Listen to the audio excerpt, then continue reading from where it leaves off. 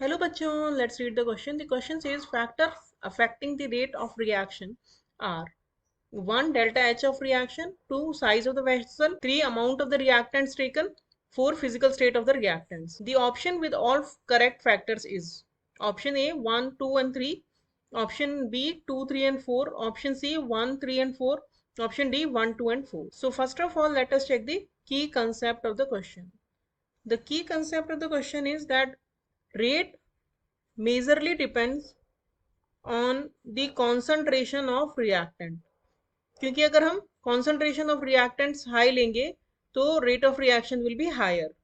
Rate लो जब हम लिखते हैं तो उसमें जो रेट होता है वो होता है equals to rate constant and then concentration of reactant to the power X. यहाँ पे एक्स जो है वो शो करता है ऑर्डर ऑफ द रिएक्शन को.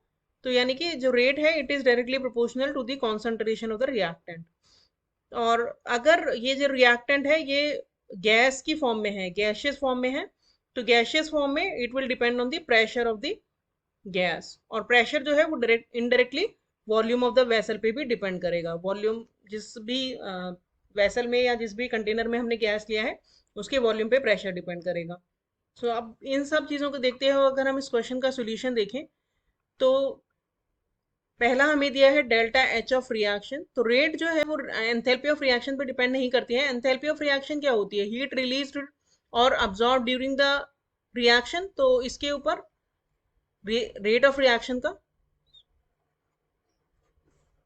कोई इफेक्ट नहीं होता है. रेट ऑफ रिएक्शन पे इसका कोई इफेक्ट नहीं होता है. और दूसरा हमें फैक्टर दिया है size of the vessel.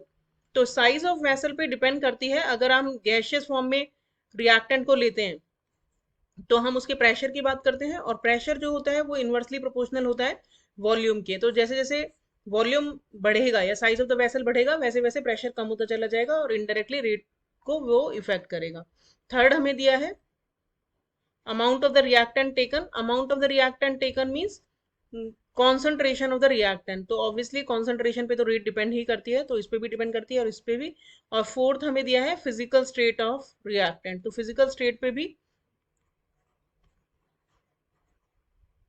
Rate depend करती है, क्योंकि गैशियस अगर स्टेट में है कोई भी रिएक्टेंट तो रिएक्शन तेजी से होगी, क्योंकि मॉलिक्यूल्स जो होते हैं उनकी काइनेटिक एनर्जी बहुत ज़्यादा होती है गैशियस स्टेट में, और लिक्विड में उससे कम होगी और सॉलिड में और भी कम होगी. तो यानी कि फिजिकल स्टेट पे भी रेट डिपेंड करती है. तो 2, 3 एंड 4 फैक्टर्स पे rate of the reaction depend करती है. तो हमारा करेक्ट ऑप्शन हो गया option B. Hope you understood the solution well. Thank you.